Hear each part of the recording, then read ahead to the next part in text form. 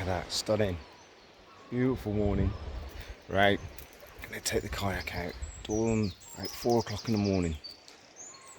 Out testing the Fishing Addict Robo-Lure mackerel, Joey mackerel. Little fella, put him in the water, spins along, makes lots of waves and action, irresistible to bass. Let's see how we go. Another one. Look at this. There's literally sea bass breaking everywhere.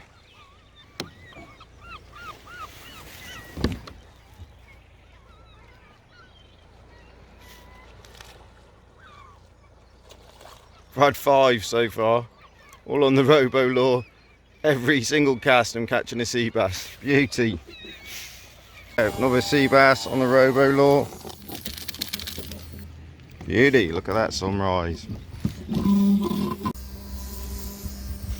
Another lovely bass on this Robo-Lure. Back he goes for another day. Wow, what an absolute red letter of a day. I've just had about, in total, I think I had 10 sea bass. I've only been out here probably an hour max. All on the little Robo-Lure. We're going mad for it. I was casting it in, doing this sort of slow twitching retrieve, and it was moving about all over the place. Smashing it, so many sea bass.